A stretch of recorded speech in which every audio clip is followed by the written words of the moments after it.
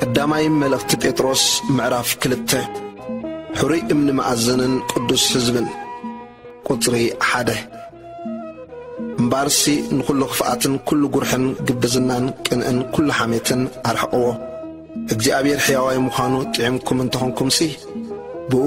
ንምድሓን ምን ትቕጣዓቢዩ ከምቶም ሕጂ እተወልዱ ህፃናት ነቲ ሕዋስ ዘይብሉ መንፈሳዊ ፀባ ባሃግዎ ናብቲ ብሰብ ንዑቕ ብኣምላኽ ግና ሕሩይን ክቡርን ዝኾነ ህያው እምኒ እናቐረብኩም ንስኻትኩም እውን ከም ህያዋን ኣእማን ኮንኩም ነቲ ብኢየሱስ ክርስቶስ ኣብ ኣምላኽ ቅቡል ዝኾነ መንፈሳዊ መስዋዕቲ ክተቕርቡ ንቅዱስ ክህነት ዝኸውን መንፈሳዊ ቤት ታነጹ ስለዚህ እንሆ ኣብ ጽዮን ሕሩይን ክቡርን እምኒ ማዕዘን እንብር ኣለኹ ብኡ ዝኣምንካ ኣይከሓፍርን እዩ ዝብል ኣብቲ ጽሑፍ ኣሎ ስለዚህ ንኣኻትኩም እተኣምኑ ክቡር እዩ ነቶም ዘይኣምኑ ግና ንደቕቲ ዝነዓቆ እምኒ ንስር እስማዕዝን ኮነ እምኒ መዕንቀፍን ከውሒ ምንስታትን ድማይ ብዘይ ምእዛዞም በትቃል ይዕንቀፉ ነዚ ድማ ምድባት እዮም ንስኻትኩም ግና ደግነት እቲ ካብ ጸልማት ናብቲ ዘገርም ብርሃን ዝጸዋዓኩም መን ትኽትነግሩ ሕሩይ ወለዶ ናይ መንግስቲ ክህነት ቅዱስ ህዝቢ ጥሪት ኣምላኽ ዝኾነ ህዝቢ ኢኹም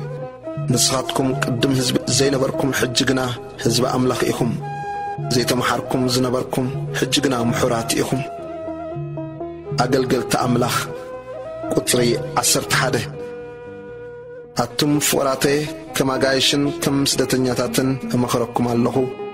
ካብቲ ምስ ነፍሲ ዝዋጋእ ስጋው ትምኒ ትረሓቁ እቶም ከም ገበርቲ እከይ ገይሮም ዝሓምይኹም ዘለዉ ንሰናይ ግብርኹም ሪኦም በታ መዓልቲ ሓተታ ንኣምላኽ መንት ከመስግኖ ኣብ ማእከል ኣሕዛብ ኣካይዳኹም ኣጸብቑ ከምዚ ሰናይ እናገበርኩም እሽነት እቶም ዘይፈልጡ ሰባት ክትዓብሱ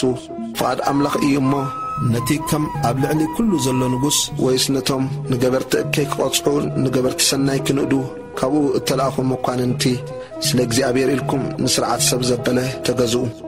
ከም ውጻት ሓራ ከም ኣገልገልቲ ኣምላኽ እምበር ከምቶም ነተሓርነትሲ መጎልበብ ክፋት ዝገብሩ ኣይትኹኑ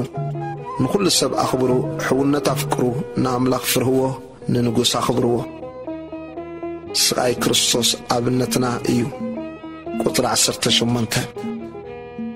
ኣቱም ጉዛኣት ነቶም ዓመፅቲ ኸኣ እምበር ነቶም ሕያወትን ልኡማትን ጥራይ ዘይኮነስ ብፍርሃት ዘበለ ንጎይተትኩም ተኣዘዝዎም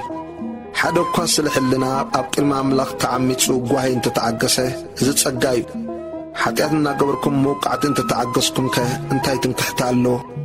ሰናይ እናገበርኩም መከራ እንተተዓገስኩም ግና እዚ ኣብ ቅድሚ ኣምላኽ ቅቡል እዩ ነዚኢኹም እተጸዋዕኹም እሞ ክርስቶስ ከዓ ምንቲ ኣሳእሰሩ ክትስዕቡ ኣርኣያ ሓዲግልኩም ምንታኹም መከራት ጸገበ ንሱ ሓጢኣት ዘይገበረ ተንኰሉን ኣብ ኣፉ ዘይተረኽበ ምስ ጸረፍዎ መሊሱ ዘይጸረፈ መከራ ምስ ኣጽገቦ ከዓ ነቲ ብቕንዕና ዝፈርዳ ነገሩ ኣሕሊፉ ሃበ እምበር ዘየፈራርሀ ንሓጢኣት ሞይትናስ ንጽድቂ ምንቲ ክንነብር ንሱ ባዕሉ ንሓጢኣትና ኣብ ስጋኡ ኣብ ዕንጨይቲ ጸሮ ብቁስሉ ኢኹም ዝሓዊኹም ከም እተባረራ ኣባጊዕ ነርኩም ኢኹም እሞ ሕጂ ግና ናብቲ ጓሳኹምን ሓላው ነፍሳትኩምን ተመሊስኩም ኣለኹም